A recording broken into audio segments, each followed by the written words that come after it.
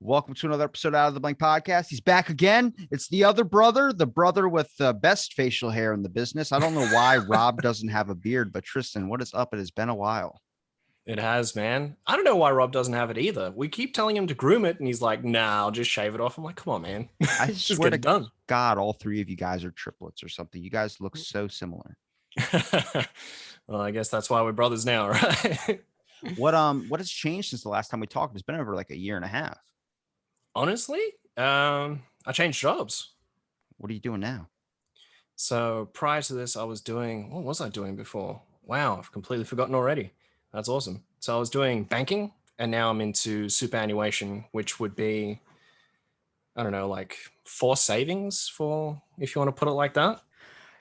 When you said that, I was like, I thought you were going to toss out like, I now work at like Walmart. It's like, hold on a second. Like, how do you go from banking to Walmart? It's like, do you work at least in like the cashier department? It's like, no, I'm a box boy. It's like, dude, what the like we know those people in life that do one thing and they completely start off like a side business. Steve Martin is the best example. Man was in movies, Cheaper by the Dozen, all these amazing movies, The Jerk. And then next thing you know, he does comedy. Well, actually did comedy before he did movies. And then he just went off the map. And then now I guess he kind of still does comedy, but he got really into playing the banjo, and he's fucking great at doing the banjo. Really? Oh my God, dude. There's a special on Netflix with him and Martin Short. He plays the Okay. banjo and is the most beautiful thing I have ever heard in my entire life. Right. Okay. Maybe Okay. there's just people that are destined to be like good at everything. Mm. Definitely, yeah. That's so interesting. Steve Martin and the banjo. I don't think anyone can top that. Can you imagine jumping from, like, I just did Father of the Bride. I was hosting Saturday Night Live. Now I just feel like playing the banjo. That's just what I want to do. I look at that like someone out there is looking at them like, why the fuck does this person have all the talent and ability in the world? And I can't even know. I don't even know how to do origami. Like there are some people out there that can't fold a fucking napkin to save their life. Well, that actually brings up a question. You know, when you eat dinner, right? And you have a napkin placed, Mhm. are you a folder when you finish using it? Or are you a scruncher? No, I don't have a napkin when I'm eating dinner. That's actually a very good point. Me, I have a tissue box when we eat. So it's me, it's Dave, and my mom. Do I have a spoon, one for soup and one for cereal, then another smaller one just to be pretentious? I don't know. That's not my Well, idea of rich. My idea of rich is like, I see if I ever had a lot, I think this is how me and Rob started off the last podcast we just did. yeah. When you have enough money, see, that's how you guys are twins or triplets because you guys are thinking the exact same, which wills this into the conversation. Well, that's how it rolls, really. Wait But until like, you meet Dave. if I was rich, I'd probably help a lot of people. Like that's what Yeah. Rob said too. I would probably help a lot of people, like especially friends. Like we all know someone who's really good at something that just doesn't have the resources to be able to get their stuff out there, even though they should be way more popular than they are. My buddy Adam, who makes my shirt designs and stuff, dude is a talented artist. I mean, comic, all that Mm, type of stuff. But yeah. he doesn't get the credit he deserves. And one of his posts Yeah. went viral. He had a bunch of the cartoon characters like sticking their middle finger up, and then fucking it went viral on Facebook because he was saying it to cancel culture. He's like, take your cancel culture, like Bugs Bunny, all these people. It went viral on like Facebook and everything. And he didn't have a Facebook profile, so he didn't get tagged in it.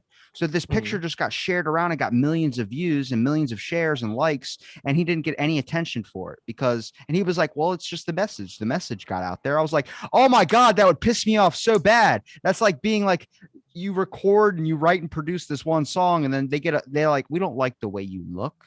So we're going to make this person the face of your music. And you're like, but I'm the one creating it and singing it and writing it and doing all the work. He's getting all the credit. Right. It's like, yeah.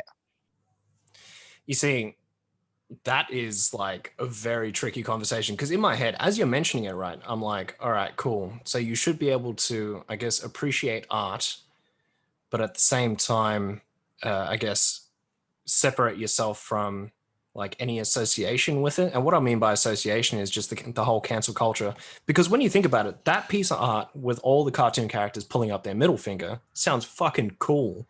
Like that seems like something I would get on my t-shirt and just parade that.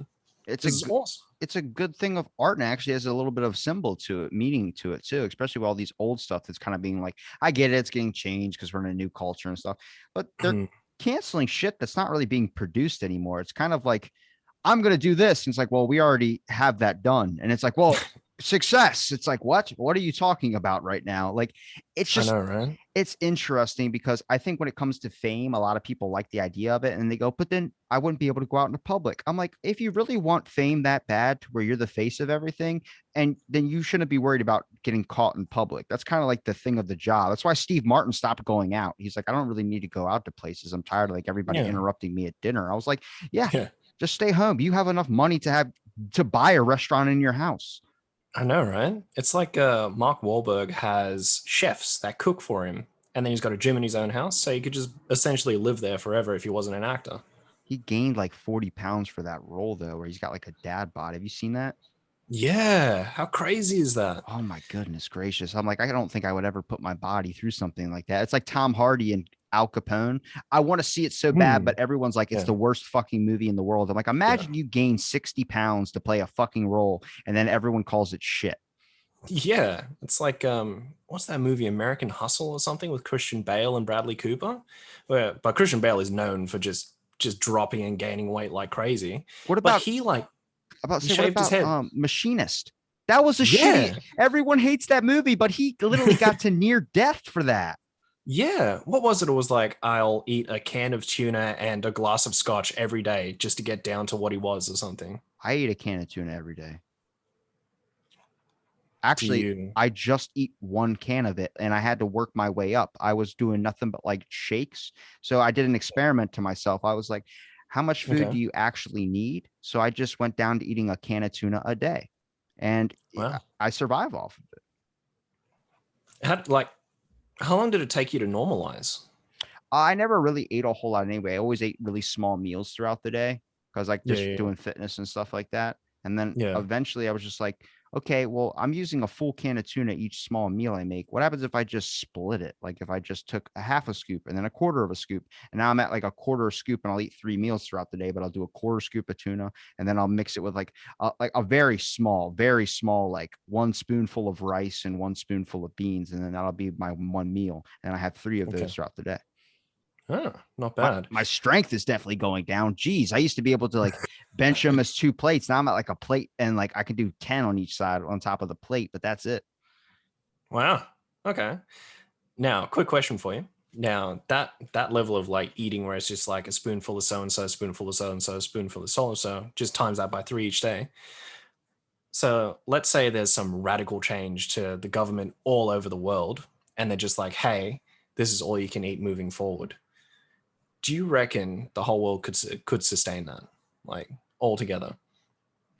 I think the way it's going to become is that eventually it's going to get you have to make a certain amount of income to afford certain types of meals. And the only time you ever get that exceptional meal is if it's your birthday. Like like Mm, going out to eat. A lot of people only go out to eat on their birthday or when it's a special occasion. Like if it's some, it's really weird when someone dies afterwards. They're like, let's go out to eat. It's like, why would you want to go out to eat? I want to fucking cry and eat like a fucking child in a room. That's what I want to do. I deal with my emotions. But everyone's like, let's go to the Outback. It's like, no, I don't want to eat a blooming onion while I focus on my dead loved one. yeah.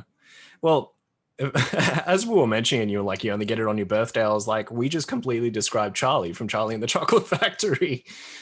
That's what I'm saying. It's going to end up being like this thing where you only get steak if it's your birthday, or if you make a Hmm. certain amount of, it's going to be for certain classes where eventually it's going to be like Snowpiercer where you're eating those bars of cockroaches. Yeah. Yes. Yeah. It's 100% going to lead to that.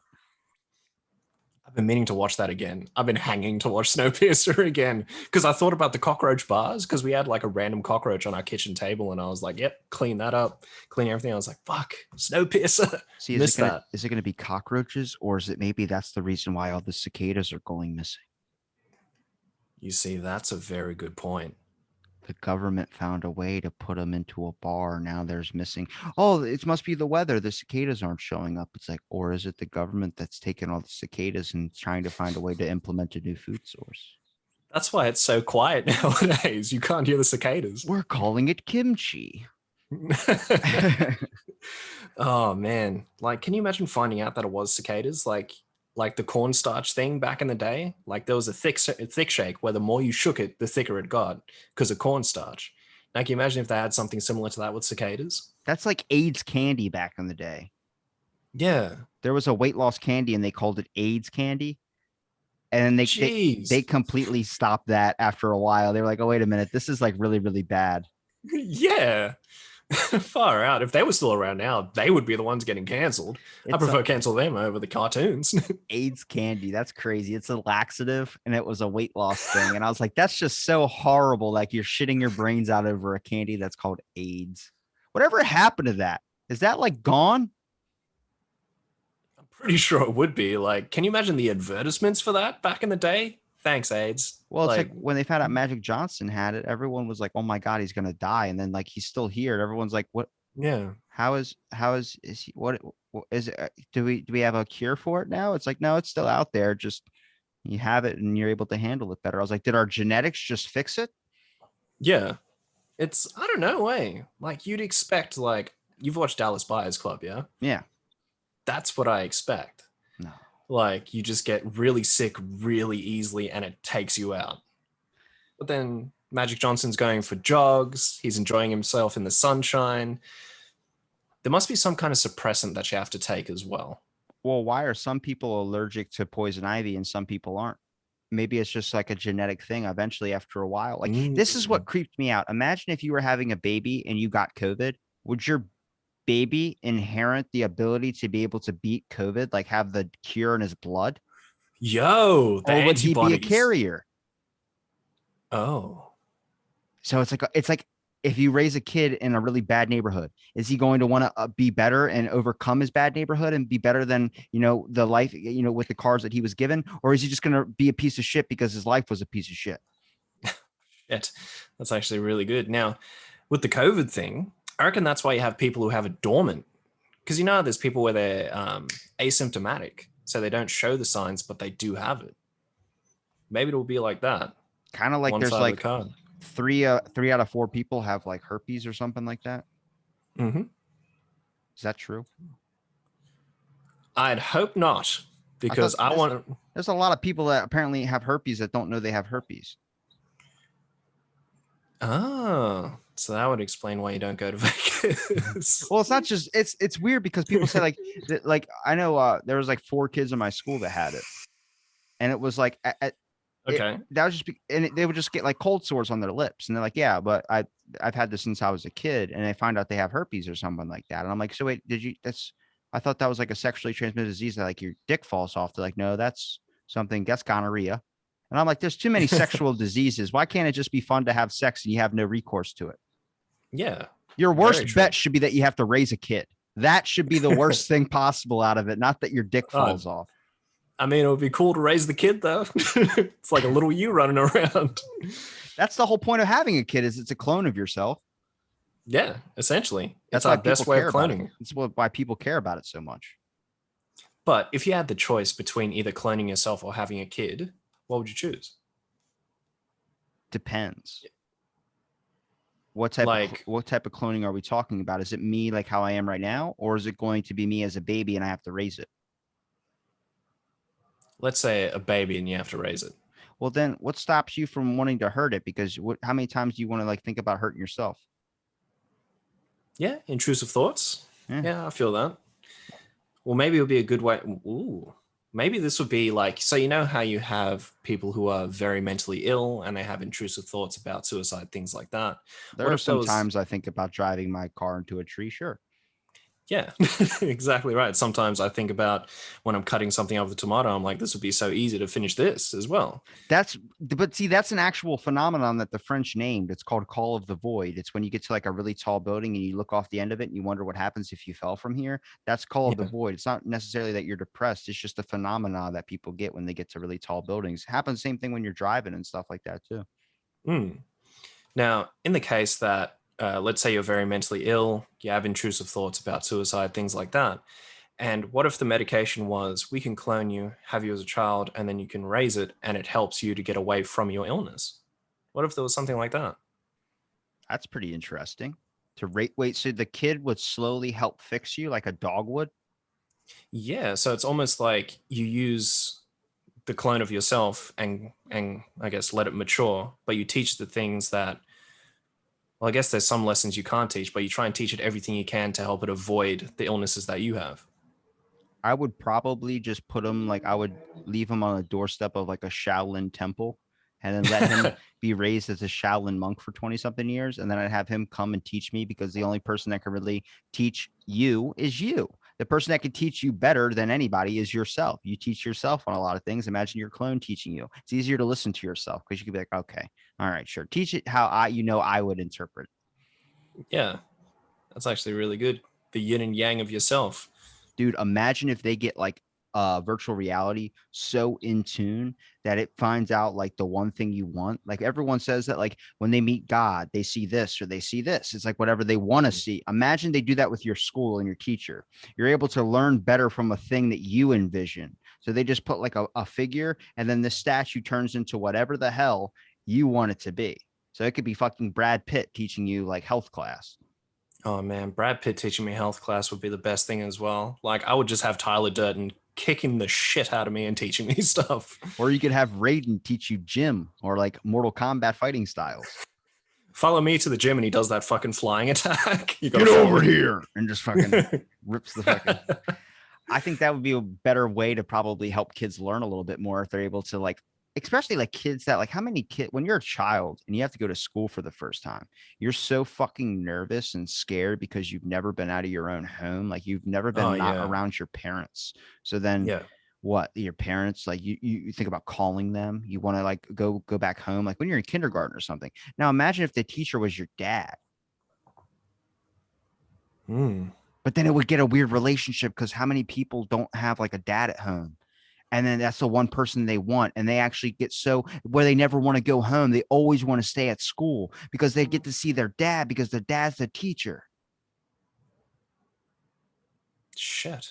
Fuck, dude, we're thinking about every awesome experience we're creating, we're also thinking of the bad side. This is good. I like this is how technology should be enveloped. There needs to be one person in the room, like if we blow up the moon, it's gonna be really really bad. Yeah. It's gonna be eternal bright. But no, like shit. That would be such a weird dynamic. Like I see my dad at school but not at home. So you would never want to go home. How would you work out child custody then? Dude, You see my child Monday to Friday. he's not, but he's not real. He's just he's a virtual reality thing. Whenever you put the virtual reality goggles on that one, and here's the weird part is then eventually you'd have to develop the virtual reality goggles. So the way that we have it based right now in technology, the way we've talked about it, is that there's going to be a statue in the middle of the classroom, and a bunch of kids sit down, they put these virtual reality goggles on, and the statue turns into whatever the kids get to see, like want to see. So they could be learning from Pee Wee Herman, or they could be learning from whoever that they saw on television, Yo Gabba Gabba, whatever the hell. And Yeah. the statue just needs to be there in the room because it has sensors in it to be able to, display or project the whatever images the kids need to see. But then eventually you'd have to develop the goggles to work without a statue, or you'd have to let the kid take the fucking statue home, like when they have a class pet, because eventually the kid doesn't want to leave school because this is the only time he gets to see his dad. And his dad died in a car accident before he was born. So this is the kid that gets to spend time with his dad and build a relationship by going to school, never wants to leave the school. Then eventually you have to send him home with these glasses after you've developed them for him to be able to put them on in his room and be able to see his dad anywhere so he can actually still spend time with his dad. How many people would never want to take the glasses off? Yeah. Yeah, I can see that. I was thinking about it as well. It would get to a point. So let's say that's the beginning, right? At school, you have this massive helmet statue, and then it gets to the point where it's just contact lenses and it's all powered by the bioelectricity in your body. So it's always on. And then you can just go anywhere and learn anything. And then you could picture that person. We definitely stepped it up from the Viking one. Holy crap. I know, right? But imagine if you had those contact lenses, for instance, and you put them in your eyes, what would stop you from not having an over realistic expectation of what your life could actually do? Like imagine if a guy's like, well, I can do this in my video game, why can't I do it in real life? This has been like, eventually you're so brainwashed to think that like this is real, and people are like, who are you fucking talking to? You're like, you don't see the person right there? It's like, no. And you're like, what? And what happens if there's a virus in the machine? How long until someone hacks it? Next thing you know, they're hacking into your robotic lenses that let you know, hey, It's your dad telling you that your dad that you've known all your life now. He died when you were little, but you don't know that. You don't think it's real anymore because this is Hmm. real. This is the person in front of you that you've known since you were a child. That's helped you get through school and taught you everything you need to learn to be an equipped member of society. And he tells you, hey, why don't you just step into the middle of the road? You're invincible. I'm telling you, you're invincible. And you get hit by a car, die. You see, I feel like this is the precursor for the Matrix. You know what I mean? Like you're gonna get hit by that car, and then you're gonna wake up out of that pod, and you're just gonna be in this just fucked up, dilapidated world in spaceships. Would you And that's rather how it's live gonna in the be. Matrix or would you rather live in the Doctor Strange universe? Okay, that's a hard question. They're Ooh, relatively the same thing, but some of them have different perks to it. yeah. So if I could become the Sorcerer Supreme, I would live in the strange universe. If I could be that. But at the same time, if you just learned magic altogether and became a sorcerer and you weren't that level, you could still like have some fun there. Well, you'd still be on Earth, like doing everything that you possibly can, but you'd also be trying to keep the balance of the universe too. But if you go to Very the true. Matrix, you're in a fucking simulator where if you go to a coffee shop and everyone is just a program or part of the code. It's kind of like I Am Legend.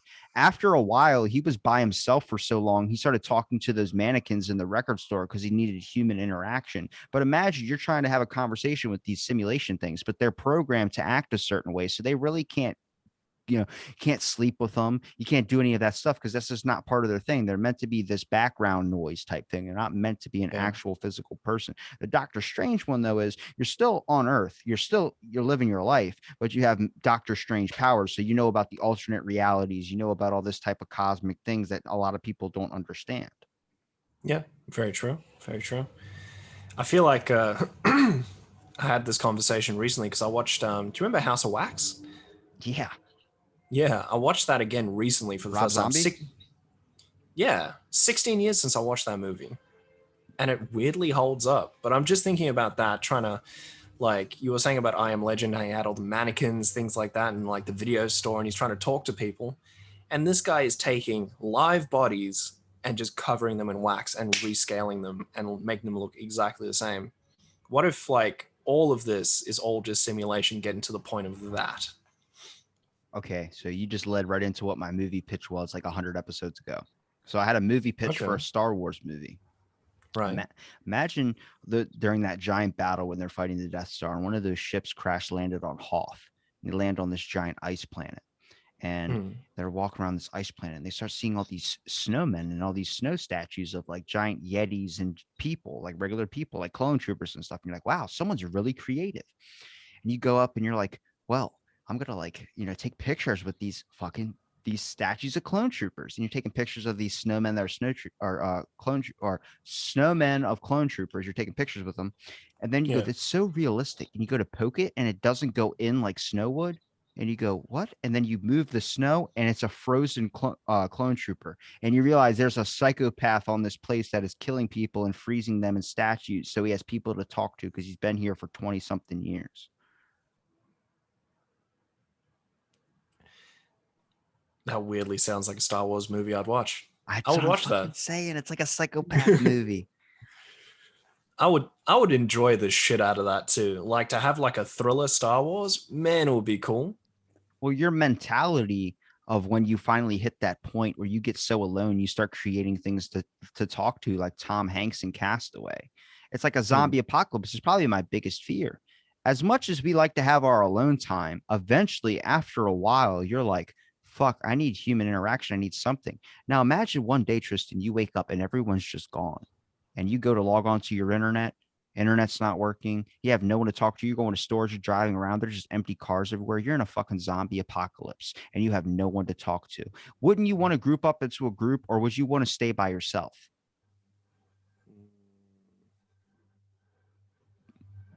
I actually don't know. I would want to find people if it was just suddenly no people. Because when I wake up in the morning, I think about talking to my brother, talking to my mom. Like it all becomes habitual at that point. Where if I don't have that and it's like the body shock, then I'm like, no, I would need to find someone straight away. I get I had a really intense dream, and it's kind of scared me of the zombie apocalypse because I think I was around the third season of The Walking Dead, so it was a while ago. But I had this dream that was so intense where I woke up from it and I was like, I would never survive a zombie apocalypse because just so much happened. Where imagine you're by yourself. You spend all this time being by yourself. It's kind of like the new zombie movie on Netflix with Batista. Army of the Dead. Yeah. So when you're watching that, it's like the casino thing. You don't know Mm, going into it that this is going to be your last moment. You think you got an expert team with you that's going to help you survive and you're going to make it for as long as possible. And then what happens one day? They just like something happens, they run down a corner. One of them has to shoot you in the fucking foot and you have to just die while they go and get out with their lives. You know, there's a moment where like you're looking for people in a zombie apocalypse, but wouldn't you just want to try and barricade yourself with as much supplies as possible and hope to God you never have to go out into the world and try and experience this type of thing? And then eventually, after what, mm, 2 years of being isolated, you just go, I can't do this anymore. I'm going to risk it. Then you go out to the yep. store just to go experience the world again and you get fucking killed because you just can't. Is death more, I guess, appealing than just wasting away in a fucking shelter somewhere? Mm, yeah. Shit. See, I don't know. I've been having a lot of moments recently where it's just like I visualize myself in a bar and it's packed, but it's almost like I've never been to this bar before, but I can describe the bar to you one for one. So it's just like this bar is so far that you can't even see the end of it on the left side. And there's 8 bartenders. And then there's all those circle tables with just normal sitting stools around them on the right side. And there's 2 rows of them all the way to the end. But then it's packed with people. I'm sitting down, enjoying myself, having a drink, and then altercations happen. And I'm looking around like, what is going on here? And maybe this is why I'm so into talking about the Matrix as well, because I just simulate everything in my head and wonder what I'm going to react to. So it ends up being like, a man and a woman having an argument, and I end up fighting the dude. And I'm just like, what goes on from here? Like, do I get out? Do the police get me? Am I the one that gets charged? Is he the one that gets charged? And you start thinking of all those hypothetical avenues that could occur in this one place. And I'm worried that I'm going to find this bar in real life. That's kind of how I am with every interaction I have in my everyday life. I have like multiple scenarios running into my head. Like imagine there's a scenario where you met this girl and you think she's amazing. Then you say, hey, how's it going? And then that just solidifies that word that you said, hey, how's it going? Just solidifies the relationship of being friends in an alternate timeline. And then there's a timeline where you're like, how are you doing? And then next thing you know, that leads into a relationship or something like that. And it goes down this timeline. It's like, how many things have you said that could have been something completely different that kind of might have changed your life for somehow just be so uniquely different? Just one word can change everything, huh? I feel like that's how it is a lot of times too. Like even that one day where you're like, because all right, so I think this was like a year or so back. I thought I had like we get our schedules weekly. I got my schedule like at the beginning of the week, and I thought I was going to work this one day next week, and it turns out I like that whole entire time leading up to that day, I was knowing I had to work this day. I was like, well, here's my day that I got to work, and then I went to bed early the night before, did my shower, did everything like that, got ready for work. I go headed into work. I get there and someone else is there, and I'm like, what? I thought I was working. They go, no, you're off today. And I'm like, and I look, I was off today. I guess I got it mixed up into my head. So I'm like, what do I do? Do you want me to work? It's like, I'm here to work. It's like, no, it's your day off. You can go do whatever you want. I was not planning on having a day off, but now I could do whatever I wanted. I ended up going to the store, getting some groceries and stuff like that. And I literally almost witnessed a person, not almost witnessed, but I witnessed a person almost get hit by a car. So Oh, shit. missed the person, it hit another car. And I'm like, Oh, wow. was I meant to experience this moment? Or was this just a Yeah. thing, a part of the thing that where I just got like a glitch in the system? Something happened that shouldn't have happened where I thought I was working. I should have been working. And next thing you know, this happened. Yeah. Shit. See, that's like some weird sort of like, I don't know the word for it, but when you're just meant to be at the right place at the right time. It's I don't know. like a coincidence kind of, Yeah. or like Something meant to like be that. fate, Yeah. Fate, meant to be. I don't know. a Like the word that's, paradox, yeah, kismet. Like, I don't know. boondoggle. But everyone has a different description of what time is. And it's funny because I was talking about this with Rob about dimensions.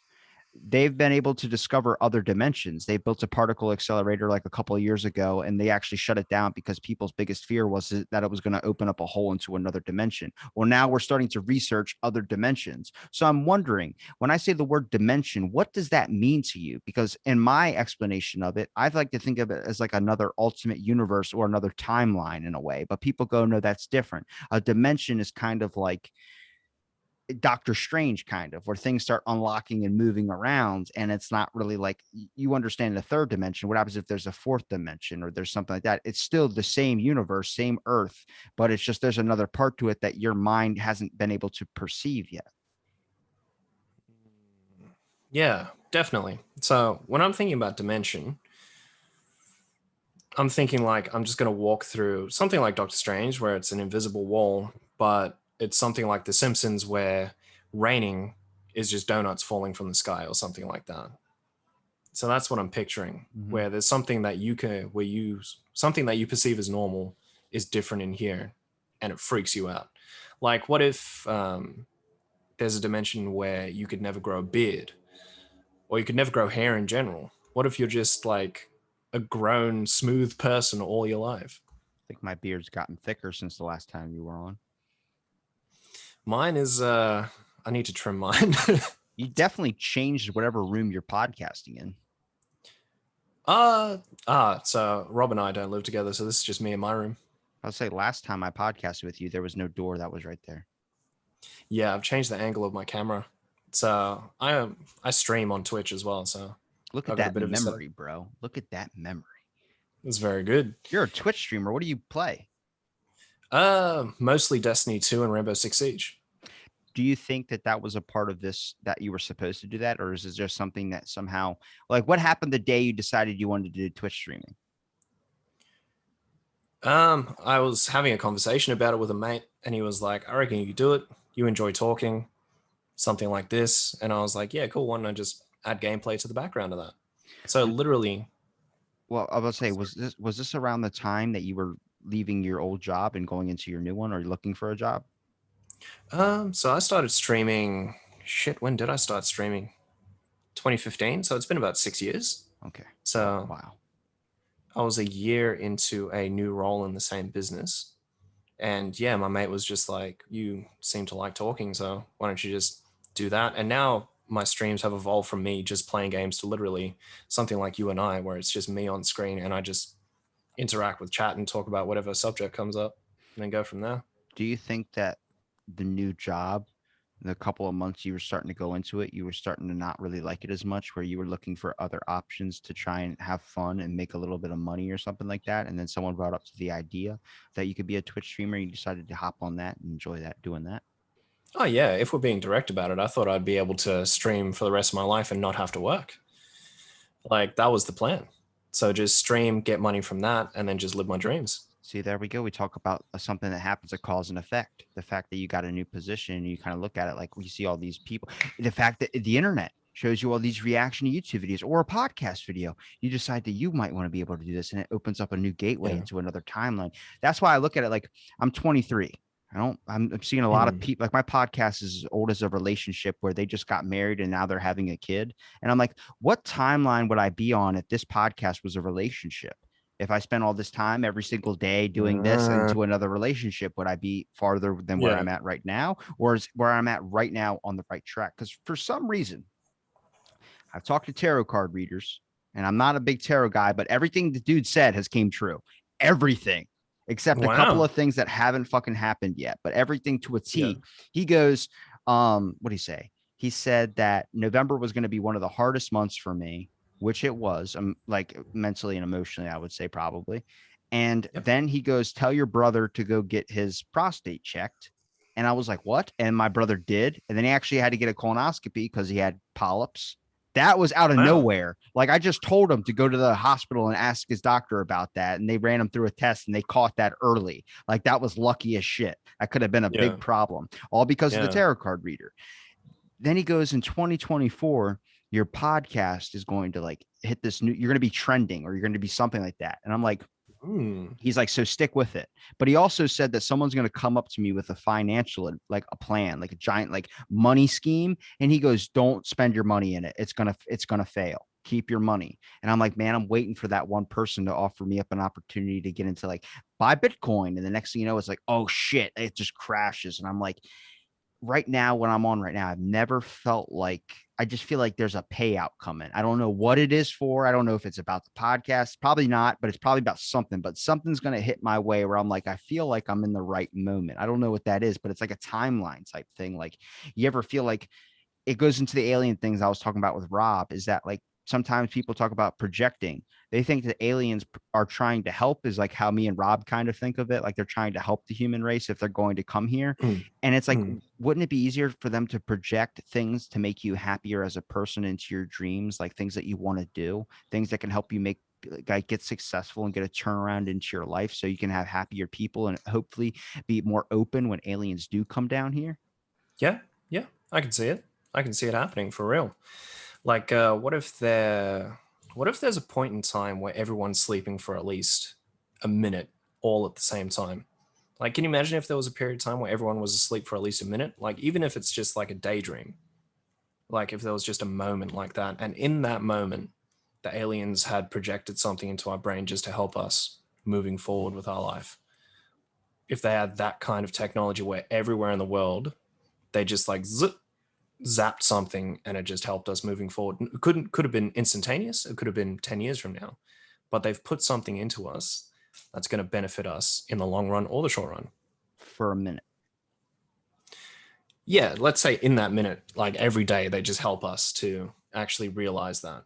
It'd be a strong fucking ad. If you can get someone to the whole entire world to come together in 1 minute, that has to be a fucking one of those ads that you see that brings a tear to your eye when it's like a kid whose dad just got hit by a car and he had to put on contact lenses his whole entire life. I'm just kidding. But it's like that scene from that movie, Pet Cemetery, where the little boy runs out into the road and you just see the fucking shoe. That moment got Yeah. everybody. Yeah. Look, and you hear the father screaming no in the back of that as well. I was Oh, a man. child and I saw that and I cried. Now, Pet Cemetery has two memories for me. It's that, and then it's when Yeah. the farmer goes the Achilles heel, the Achilles tendon. Oh, that's how you remember. See, I have two memories of that. One, the one that freaked my brother out the most was when that lady, the sister, was dying of that illness and she was laying on the bed and she goes like that on the bed because she's dying of Yeah, like some yeah, spine disease or something. Oh yeah, my yeah. God, that scared the crap out of me. I Oh don't remember man. the Achilles heel thing. Yeah, so he walks by the bed, and this is after they've resurrected the kid, and the kid gets a scalpel and just cuts through his Achilles tendon, and you see it. Yeah, Damn. yeah, That but stuff freaks me out when it's like that, man. Because there are sometimes I cut like, you ever like see someone like they slice like the inner part of their finger or they do something where it's like it's just so cringe. yeah, I've got a story about that actually. What, cutting your So finger no, not my finger, but so we you were cut at your dick? sport. No, not this time actually. Are you That happened a few years circumcised? back. But so we were at a sports day, and you know how ping pong tables, majority of them fold in two like that, right? And then you can just roll them away, stack them away. So we were stacking all of them away, and one of them falls flat, and this kid was standing in front of it, and it almost shaved like from his calf down to his like the back of his heel, and it was just flat and it was white, and then it just started bleeding. Had to send him to hospital. What's the worst injury you've ever had? The worst injury I've ever had. Oh, collapsed lung 2012. What the? Why did it take you that long to fucking think of that? Because I was thinking about when I fractured my wrist, and then yeah, it was just a wrist fracture. Really, I had to go between the two. Okay, go to the collapse lung. What happened with that? So I was just really sick at the time, and because I'm 6'4", the pressure difference between the top and bottom of my lung is very drastic. And because I had something wrong with my lungs at the time when I was sick, the pleural wall just split, and I started feeling this intense pain when I was walking home. Got home, lit up a cigarette, took a drag, and it just hurt. I'm sorry. Yeah. If your lung hurts, the first thing you do is go for a cigarette. Like maybe you're going through an addiction withdrawal. Well, maybe I thought just maybe I'm just out of breath because I don't really practice cardio all the time or exercise on a regular basis. I was like, maybe it's just that because I did run up that hill and then do like a little jump, like when Anchorman they go to buy new slacks and they do that little yay. Um, So so it what happened hurt. with that though? So I felt the intense pain and then it started getting worse. Called up a paramedic. They came through and they checked the side of my chest and they were like, we can't hear your lung at all. And so at that point, I'm already freaking out. I'm trying to control my breathing. They take me to the hospital, find out my lungs collapsed and it's collapsing inwards and it's pushing on my heart.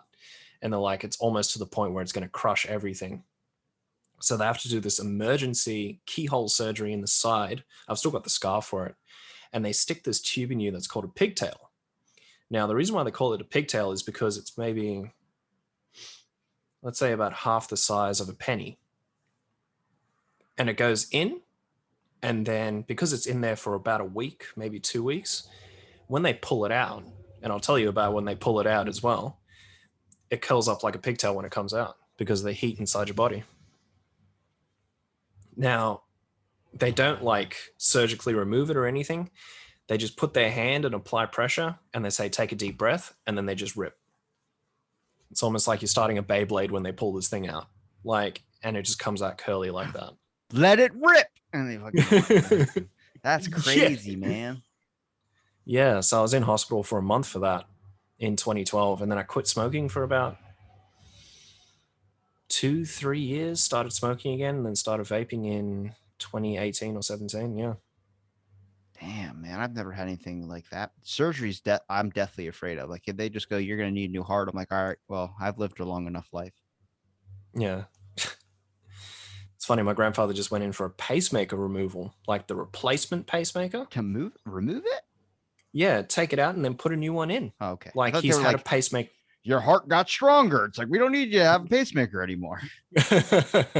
I wish, man. I wish. But yeah, because he's got dementia, they had to do it with like local anesthesia or something like that. And then it was just open heart surgery, replace the pacemaker, put it back in. But because of the local anesthesia and dementia, it affects you.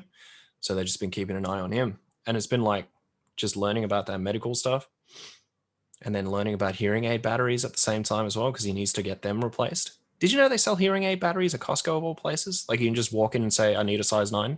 You could probably see a CVS for it too. There are so many like batteries that like they're like the really small circular ones where I'm like, what the fuck is that? And they're like, oh, this goes in certain electronics like a Furby. I'm like, so you have specific batteries for a Furby, not just any Furby. The collector's edition from 2004 uses different batteries from the collector's edition from 2002. I'm like, no shit, really?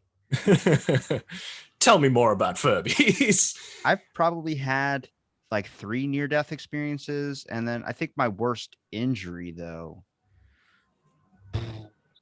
I don't know, man. Maybe I got stitches on Father's Day. But that was my broken arm was pretty bad, mostly because I think the pain the night afterwards is like the most excruciating thing. Because this happened when I was like 14 years old. Oh No, shit. way before I was 14. I think I was probably like 10 or 11 when I broke my arm. So I was on Yeah. a trampoline, and I have an older brother. And they decided, hey, the trampoline had no net. So he's like, I hop on it, and he's like, it'd be cool if we put the sprinkler under the trampoline and see if it shot up through the thing. And it's not one of those like the ones the sprinklers the kids run through. It's like a fucking one you use for your lawn that shoots on golf courses to hit like a way out in the back, so it hits hard as shit. It can like take Yeah. paint off a wall. And he put it under the trampoline, and the thing started shooting me in the face, in the eyes. And I went to move, and my brother would turn it as like playing around. He didn't want me to get hurt. Yeah. And I Yeah. went and I stepped and I jumped back and I fell off the trampoline. And the way I fell was my arm was twisted, and it went and I cracked and landed right on it. And I was so little, and I was like, if my brother hit me, I would start like crying or something just to get him to stop. And because he's older than me by like 4 years, so he's bigger. Yeah. It's always better when you're the older brother. You beat the shit out of the little one, especially because you're basically a god. It's like going into a kindergarten class. If none of those kids listen to you, just fucking make them. It's weird though, because they'll dead weight themselves. You like go to like pick up a toddler to get them to stop yelling, and they'll just dead weight. And you're like, God damn it, like fucking work with me. I'm trying to get you to nap time. He's just dead weighting himself. But I remember I broke my arm, And I was like, I was freaking out, like screaming. And I was at my neighbor's house because he was my age. And my brother was there too. And he just was looking at me. He just goes, "Get up, you're faking it." So I was crawling back to my house a whole street away. So like Yes. a good long fucking walk back to the house. And I'm crawling across the lawns trying to get home, like army crawling, because my arm hurt so bad I couldn't stand up. The pain was too much. I'm a little fucking kid, man. Yeah. And he's like Yeah. kicking me, telling me like, "Get up, you're faking it, get up." And I run into the house, and my dad had literally just got home from work, and he just looks over at me. He goes, "Oh my God." And I'm like, "What?" And I didn't notice because I was too busy holding my arm and keeping my head up, that my arm was like just rubber, like Harry Potter, where his arms like flop around. Oh And shit. my dad's like, "Holy shit." And then he just grabs his sock off his foot and puts it over my whole entire arm and drives me to the hospital. And the whole thing I remember from this was when we're driving there, he goes, "Just look out the window. We're playing I Spy." And we would point out all the things that you would see, like, so keep Yeah. my mind off of my arm hurting. And Yeah. we did that the whole trip. And I remember seeing shoes tied up and thrown onto a power line. And that was the first Mm. time I've ever seen that. And I'm like, and I ended up researching what that meant when I got older in high school. I was just looking through like Wikipedia, and I found that shoe tossing is what it's called. And it actually Mm. is a sign that there's a local drug dealer in that area. And Yeah. it's like, yeah, I Yeah. didn't know any of that type of stuff. So I thought that was interesting. But that's where my mind went when I thought of that. But Mm. that and then stitches on Father's Day was probably like my two worst injuries besides the near death stuff. Holy shit. Man, I haven't broken anything. Like, knock on wood. I've fractured a wrist, and that's about it. I was going down a hill too fast. I came off my scooter, smacked my wrist into one of those stone post boxes, and that was it for me. Yeah, see, this is why I say I don't know if it was the growing pains because I was so little when I broke my arm. The most pain of the whole entire incident was the night of, where like I had to go to bed after that whole entire getting the cast and everything. My Yep. arm felt like it was pulsating, and it felt like, you know, when your bones are growing, it hurts really bad, like the Yeah. inner part of your bone. Yeah. I don't know if it was because of the broken arm or that I was growing still, and my arm was just Yeah. fucking ripping, dude. And I was like, oh, I couldn't Yeah. sleep, man. I had to like, Shit. it was tossing and turning. It's like a night when you get no sleep and you're fucking tossing and turning. Like, why can't I get to sleep? And it's like, that was the worst thing of the whole entire experience. Not Yeah. even breaking the arm. Yeah. Holy shit. Well, how old were you? Like 10, 11? Yeah, 10 or 11. So, yeah, I would say growing pains because that bloody HGH is just surging through you. So it's probably trying to fix everything so quick. But at the same time, because you're still growing, it's like adding new stuff to it as well. It's like restitching a fucking arm for a teddy bear back. I do remember the doctor telling my mom off to the side because my mom ended up meeting us at the hospital. She was like, the doctor goes, "Make sure that he doesn't have his arm in like a bad spot or anything when he sleeps because he's Yep. still growing. So like you can have it deformed at that young of an age." It's kind of like when I was born, I had a lazy eye. Like my one eye was off to the side like a lot. And the doctor just takes his finger and pushes my eye like straight. And my dad just goes, "What the fuck?" And I go, Jesus. when he told me the story later, I go, "Well, did you not say anything to the doctor?" He goes, "What the hell was I supposed to do? He fixed your eye. I can't be like, don't do that again." Like, what the fuck?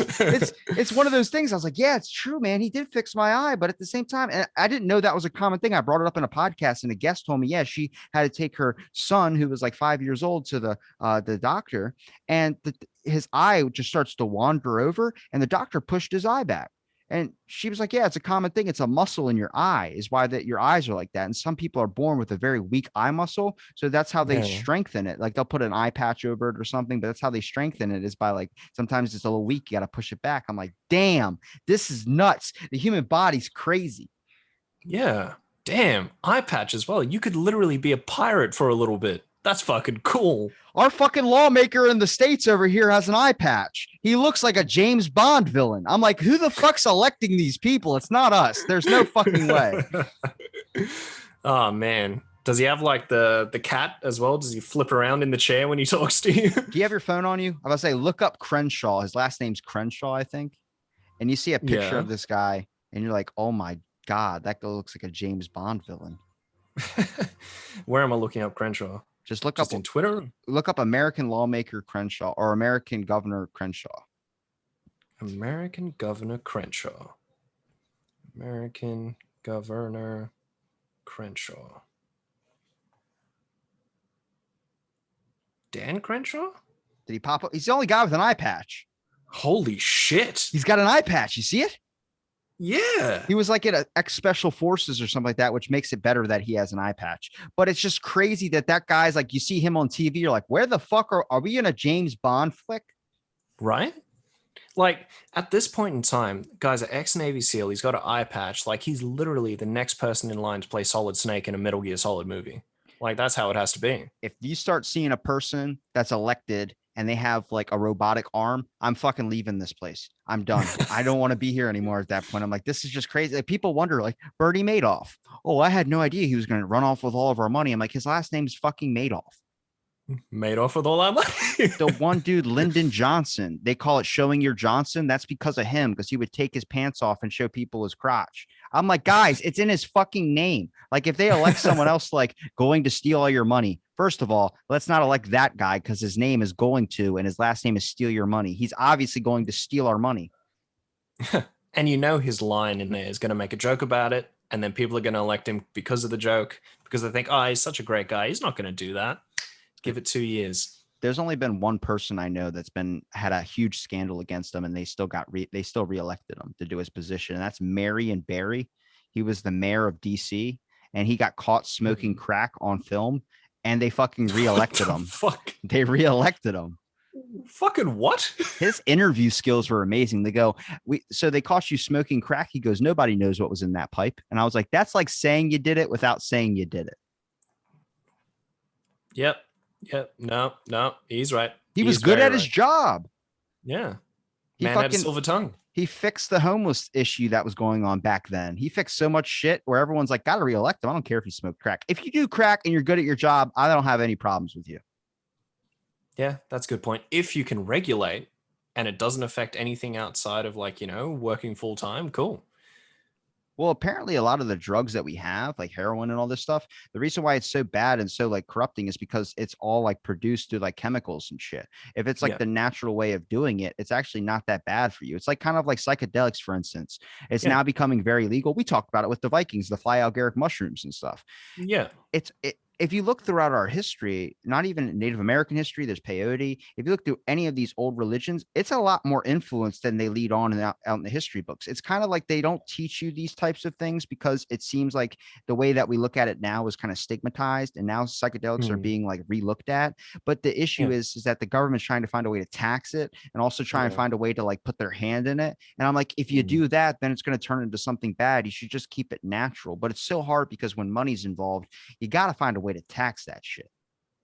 Yeah, exactly right. So from what I've been hearing is that with DMT or whatever it is, with soldiers who experience severe bouts of PTSD and things like that, you can rewire your brain so you can stop that from happening. And also that with all the drugs that we ingest, if we are taking illicit drugs at this point in time, if you can regulate it, as in like the exact amount or dosage that you need to take on a daily or even weekly basis, it's actually healthy for you. Well, there's a doctor who's a heroin addict. Yeah, and Dr. he Carl functions. Hunt. Yeah. Well, he's not a heroin addict. I think if we're talking about the same guy who's on a Joe Rogan podcast talking about drugs, that's Dr. Carl Hunt. I went to school for chemical dependency because I lost a lot of friends to opioid addiction, and then the way I learned it and the way I've experienced it has been drugs are horrible. And then you start hearing him talk about it, and the fact that I'm able to put down everything that I've learned, my own perspective and experience with losing people and people being addicted to these drugs, I'm able to put it down and really look at like maybe all drugs aren't that bad. So that's a big step. And that's what it should be like. So many people are so confined to this idea of thinking where they're like, don't eliminate the possibility that there's another perspective on it. That's like the most important thing that I've learned through this. And it's like, it's interesting because how long until they're able to like, have you ever heard of like the nocebo effect? No. The placebo effects, like give you a sugar pill, you take the pill and it feels like you're doing the medical stuff. Well, there's a thing called the nocebo effect, which is like somebody tells you you have something and you don't, and your body starts experiencing symptoms of that. So they found in like autopsy studies, people that have been diagnosed with severe stage 4 cancer, and then finding out that in the autopsy, the cancer was benign, but their body started going through the symptoms of having stage 4 cancer because of the fact they thought that they had stage 4 cancer. So it's like my doctor at one point, when I'm dealing with my digestive stuff, I'm still kind of dealing with, I ended up winning against John Hopkins. So shout out to me. That's like David versus Goliath. But Yeah. so what happened was they told me at one point, the only time you ever get to see this is one of three things. One is this, one is this. And then they always say one is like this, and it's like a cancer. And you're like, what? And like, but that's a rare case. But just putting that into my head, they told me I had stomach cancer. Oh Fucking shit. got to me where for a week I Yeah. was like, fuck, man, I was all Yeah. messed up. And then it turns out it wasn't that. But that's the issue is like, I think doctors, obviously, it's very hard to be able to pinpoint it to one thing about you that's wrong when there's so many working cogs that could be wrong. Like, especially if you have a nerve issue in your fucking brain or back, there's billions of fucking nerves. And it's so Yeah. fucking hard to be able to pinpoint it down to just one of them being off rather than a couple of them, like getting hit with a baseball and it damages some nerves. There could be just be one, not hundreds. So you got to Yeah. find a needle in a haystack. But they also should be careful with how they diagnose some things too, because a lot of them just toss out something. If that gets imprinted into your mind, you get the nocebo effect where you start thinking you have cancer. Then eventually you start dying because you think you have cancer and really you don't. That's a mind fucking its own, man. It's like you create your own perceptive reality that you are now going through cancer. Your hair starts falling out. Next thing you know, Mm. people are like, "What's wrong with you?" You're like, "I have cancer." You're like, are you sure? And then they end up finding out, your friends, after you die, that you didn't have cancer, but somehow you experienced all the symptoms of it just because some person misdiagnosed you. Yeah. It's unreal, man. It's a See, mind fuck. I never knew it could get to that level because I guess the best way with working, I've been working corporate for so long, and I've had my fair share of contact centers where you just speak to clients over the phone that you never sort of, it's one of your biggest strengths in a contact center, which is emotional intelligence, where you can, someone says, I'm upset, and then you can relate to that and you feel that and you go from there. But then sometimes I have moments where I'll talk to friends and they won't be feeling so good. And then you start almost taking on that emotion and then you don't feel so good. And then it builds up inside of you. And then you have bad days where you just don't feel right, even though you've been fucking right as rain for the longest time. That's what I call an energy exchange. Like with this, there are some podcasts, like I've had one probably out throughout the 800 where I've actually got brought to tears. And that was Hmm. over a guy was telling me a story about how he was like, he would play Xbox with this kid. And this kid, his mom, like he ended up like knowing this kid for a long time. Like I'm friends, I think episode 101 of mine is a guy that I've been friends with for 10 years on fucking Xbox Live and I've never met him. It's like those Facebook videos where you see the guys finally meet. Friends with him on Facebook. I know what he looks like. I know his family. I was there when his mom passed away and everything like that. He's a really good dude. Shout out to Kelly. He's getting married. I got an invite to the wedding. It's the first time I'm going to fucking see him. It's like, oh God, like Hey. it's fucking nuts. You don't know the connections you meet, but it's an energy exchange. When you have a Yeah. conversation with someone like that, me and you having a conversation, it's a fun conversation. It can be serious too. But then Yeah. afterwards, you feel kind of good. Like I had a good conversation. It was a good chat. But then you have somewhere you find out a dude's house just burned down and then you start sucking off some of their Mm. horrible energy that's happening because they're going through so much. It's not that they're giving off like mean vibes, is that they're giving off a sad feel that puts this lull to your energy too. It drains a little bit because you're trying to also share some of your energy with them and cheer them up at the same time, help them through what they're going through.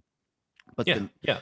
the whole entire nocebo thing is like, imagine someone tells you that you're like, this is what I talked about with ancient historians when they start talking about like all these Mm. philosophers back in the day. Yeah. Imagine if you're born and your parents tell you that you're the long descendant of an ancient line of inventors. How many of those thoughts are your own thoughts now? You're now trying to create shit in your fucking room, write up drawings and sketches because you have this unrealistic expectation, this impossible fake scenario that's been in your mind that you are going to be the descendant of great inventors and you have to live up to that expectation. Mm-hmm. You see, that's what would lead to chronic anxiety. I'm not going to become what I need to become. Yeah, exactly right. I'm not as good as people think I am. Start going from there. Shit. You felt one thing and then you just fucking just down the rabbit hole. But no. Maybe that's how, like, back in the day, ancient Romans, all that kept their lineage so strong because they taught them such strong beliefs and pushed them to that point where they could believe it themselves. Well, it's also the type of confidence. Back then, religion was so big. Imagine if you go and you're about to go into war and you go, Ares, god of war, I need you to fucking watch over me on this battle. Ares is on our side. Immediately, you're going to have this more than normal confidence level because you think the god of war is protecting you over battle. You're going to feel like you're invincible and do things with such it's like telling a kid like, hey, like, you know, just picture everyone in their underwear. You're trying to morph your reality to fit this that's actually going to give you better confidence. Like when I put on sunglasses, I have immediate confidence. I just feel like I can do whatever the fuck I want to do. It's like Big Daddy with Adam Sandler. Yeah, yeah. Julian, where'd you go, Julian? Yeah. Oh man, like for me, I translate that into video games. I fucking love video games, man. Like for example, with Rainbow Six Siege, you have your competitive playlist, and then you have a casual playlist. Competitive, you have to do 10 ranked placements to actually get your rank, and that's your rank for the season. And you can try grow it by winning more games, right? In those 10 ranked placements, I can't speak today apparently. I am my most nervous, and I start playing shit in the first 5 and better in the next 5. But it's all dependent on the teammates that I have as well. So I'll try and surround myself with people that'll keep me feeling normal and feeling better so that I can keep going moving forward. You know, you have like reassuring people where they're like, you're really good at what you do, but you just don't believe them. And that's the point I get to where I need to you need to like believe yourself in those points and have that confidence. Then once you do, you start getting cocky and then you start pushing more and you start doing more things and actually winning rather than losing because you're too like scared. It's also like in Search and Destroy when you're the last one alive and everybody you know is screaming and counting on you to make sure that you can win Yeah. kill all 6 of the other enemies. You're like, oh fuck, I got too much pressure on me. Yeah. Oh man, Black Ops 3 days for me, that was Search and Destroy. That's why Trying to people slide jumped through. off the cliff and shit because they got too much pressure and anxiety. They're like, fuck it. Oh man, we still get that in Siege. Like you'll see like 1 versus 5 come up, and then it's just so and so has left the game, and then it's just round lost. It's all those kids with anxiety attacks. That's got to happen more now. Where a person just like, I feel like rage quitting back in the day was like people had to get to like an extreme point. Now it's like as soon as someone gets killed, they're like, nope, not doing this, and they just fucking quit out of it. Yeah. Oh no, we're throwing, and then you just leave. It happens all the time because they know that the lobby will get filled again. So they're just like, well, I just stick to Minecraft or Civilization games where I can play by myself and not have to worry about other people fucking me up. oh man, I just got Civ 6. I'm gonna start playing that soon. Okay, I'm on Minecraft right now, big time.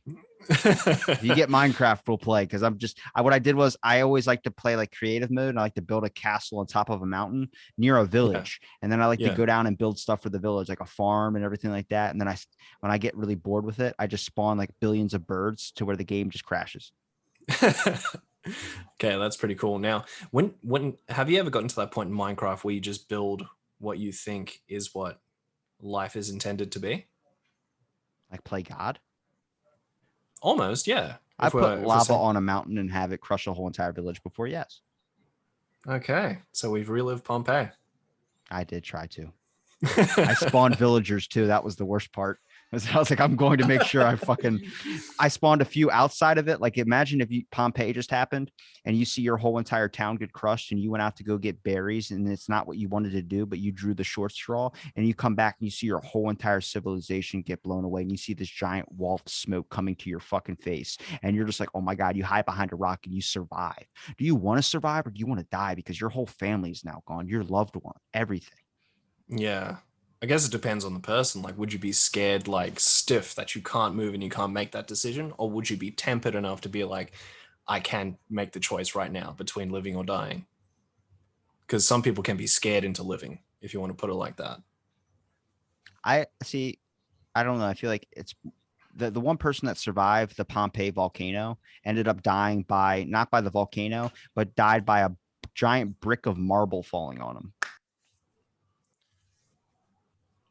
Okay. So there's like during the Pompeii incident, a bunch of people, they have statues of people that are solidified in ash, like in positions of like trying to stop the blast from coming, like with their hands up, blocking their face. A famous one is a mother that was protecting her child and had her child in her arms holding the things back and it just solidified her in ash. And it's like a statue. They have like mummies basically. But there was one a guy, and there's a picture of him. His legs look like they're just pointed out of the ground, like someone punched him into the earth. And it's a giant marble brick that just fell on him because during the explosion, a giant piece of like whatever rock flew up in the air. And I guess he was outside of the volcanic, like the ash and the lava part, and it fucking crushed him into the ground where his legs were just sticking out. And I was like, imagine that. You see this volcano thing happen. You're like, thank God I'm out of the town. And then this fucking rock. It's almost like we were saying before about fate or being at the right place at the right time. It just needed to happen. Yeah, no mercy. The volcano knew. Volcano wins. Fatality. Well, look, Tristan, you've given me enough of your time, man. Is there a place where people can find the Smoke and Mirrors podcast? You can find us on Spreaker's our main distribution point. You can find us on YouTube. We do videos as well. Spotify, everywhere else. Major, I guess, streaming services, audio. What about the Twitch? So you can find me at twitch.tv/The Love Movement. The Love All Movement. one word, spelled correctly. Yeah. I like that. Do you try and start like a nonprofit where it's all about give a love, get a love? You know what's funny? I've actually thought about standing outside with a free hug sign, but then you need a busking permit for that, so I couldn't do it. Or you could just make the sign and make that your profile picture. Very true. Like have it you standing outside and just get Rob to take a photo of you across the street with a love sign. So then it's like the love movement. So then people would, that's how you get followers, is that people think that you're like this giant love thing. And you're really just a Twitch streamer. And people are like, well, I didn't. It's all right. So there's a weird thing going on the internet right now. So you ever follow a page and then you look and you see like, why the hell is this like a month later or something? You're like, why am I following Trump sucks page? Like, I don't remember following anything political. Dude, these pages, I followed a Simpsons podcast page. It had like 90,000 something followers. And I was like, I love the fucking Simpsons. You find something that it can relate to a lot of people. Dude, a month later, I was following a page like Trump sucks. And I was like, I don't remember following anything political on my Instagram. The dude changed his Simpsons page all over to Trump. That's how they get it. They lure you in and then they change their platform so they can start spreading their fucking message. That's horrible. It's fucking cheap. So bad. It's cheap. Man. That's easy follows. That's bad, man. It's a good, I mean, I get it. You worked around the system, but it's just so weird. Like, I wonder how many people figured out then unfollow it. Yeah. Majority of my tweets when I tweet are just the most random shit that comes into my head. That's literally all it is.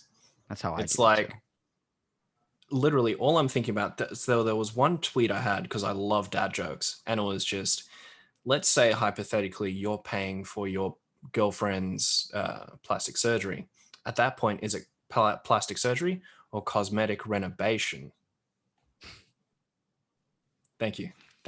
I'm here till Thursday. I put up a tweet joke, and I always get them at like 1 o'clock in the morning. So I don't know if they're really funny or if they hold up, but there was one where I was coming across how many people have like their name, and then in their profile name, they have their name, and then they have like something after it, like wear your mask or get a shot or whatever. They always have to include that shit into it. Well, someone I came across, it said their name. So it said blank. And then it said is standing for. And I'm like, I put up a joke. I was like, if you say your name and then also in your profile name, say is standing for after it. I'm glad you included it in your fucking name, because I check your profile and you have a picture of a coffee mug and a book. I'm glad because you have it in your name, because I couldn't tell by looking through your fucking profile. I love it. They're classic jokes. Yeah. Twitter is the Wild West. They point out the flaws of society. Well, that's what comedy is meant to do. They're meant to put the mirror onto the society or world. To quote episode of Courage the Cowardly Dog, life is full of imperfections, but that's the beauty in it. Very true. It's the eel from the bathtub. I haven't watched Courage the Cowardly Dog in so long. I need to. It's a good show. Yeah. I just quoted, like, I was saying I'm like Eustace from Courage the Cowardly Dog now, but back in the day I used to be Muriel. So filled with love, and then you get older and the world beats you down into nothing. All right. Stupid dog, you made me look bad.